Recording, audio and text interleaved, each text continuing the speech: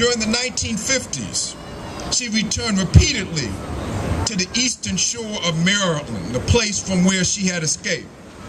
And she rescued hundreds of slaves in many expeditions on the Underground Railroad. The fugitive slave law compelled Harriet to lead her band of freed slaves all the way to Canada. It is likely that it was on one of those trips north that Harriet first came to Auburn and finding needed refuge along her journey. Because the Seward family and other visionary Auburn citizens had made this city a leader of the anti-slavery movement, Harriet and her fellow travelers found Auburn as a welcoming safe haven. Then in 1859, it was William Seward, by this time a U.S. Senator, who sold Harriet a small piece of land on the outskirts of Auburn, which is the site of the Harriet Tubman home today. Tubman seized the opportunity to deliver her parents from the harsh Canadian winters, and she moved her family right here to Auburn.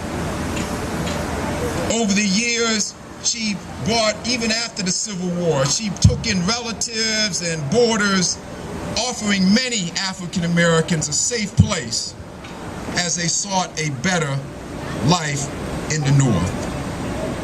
So began Harriet's 50-plus relationship with the city of Auburn, which didn't end till her death in 1913.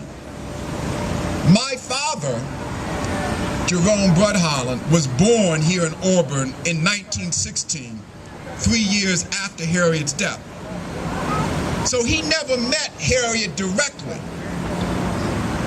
But my dad would tell me stories about Harriet that he heard from his parents who had met Harriet. The Harriet story that struck me most was the one that he would tell about her religious faith. She would never miss a worship service at the African Methodist Episcopal Zion Church. She was passionate in her worship, running around the church, thanking and praising God for what the Lord had done for her and her people. She would testify about the day when she was a teenager. As a slave in Maryland, she was sent to a dry goods store for supplies. There she encountered a slave owned by another family who had left the field without permission. That slave's overseer was furious and demanded that Harriet help restrain the young man. Harriet refused, and as that slave ran away, the overseer threw a 2-pound weight at him. That weight struck Harriet instead, and as she testified later, she felt like it broke my skull. She also testified that her hair, which had never been combed and stood up like a bushel basket, helped cushion the blow. Bleeding and unconscious, Harriet was carried back to her owner's house and laid on the seat of a loom, where she remained without medical care for 2 days.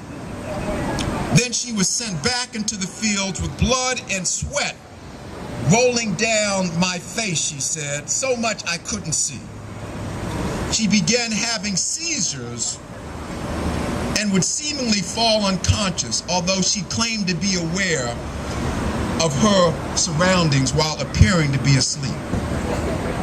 Harriet believed that God had saved her life for a greater purpose, and this was the root of her passionate faith in God.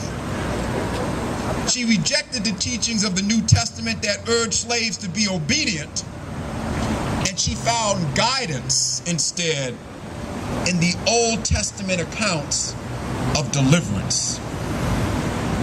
She began having visions and potent dreams, which she considered signs from the divine. My favorite story that Dad told me about Harriet was how her divine premonition guided her along the Underground Railroad.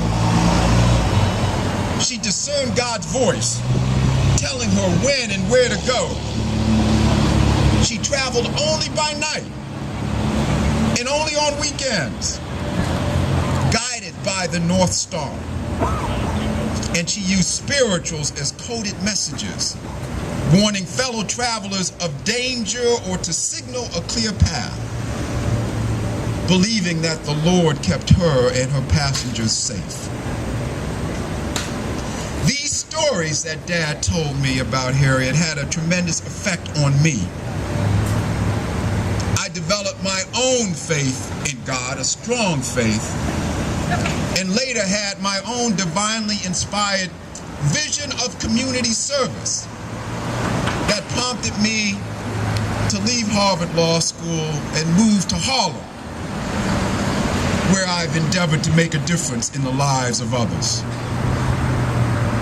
We honor Harriet Tubman as a legendary American liberator, as we should. But we should also let her example challenge the way we lead our lives day by day. We should let her example how she, in the face of overwhelming obstacles, believed. And that faith in God allowed her to use her talents and her gifts to make a difference in the lives of others. And that faith and her courage paved the way for miracles to happen. And those miracles led the way to freedom for so many. If we are faithful enough to believe, we can see miracles happen in our lives, in the lives of others, leading to freedom as well. As we celebrate Harriet today, let us embrace the possibilities that those miracles can happen through you, through me, through all of us, as long as we're faithful enough to believe. And if we are, those dreams that I spoke of at the beginning, those dreams, those deferred dreams, they will no longer be deferred, but they will be redeemed and they will be fulfilled, leading to greater freedom, justice, and equality for us all.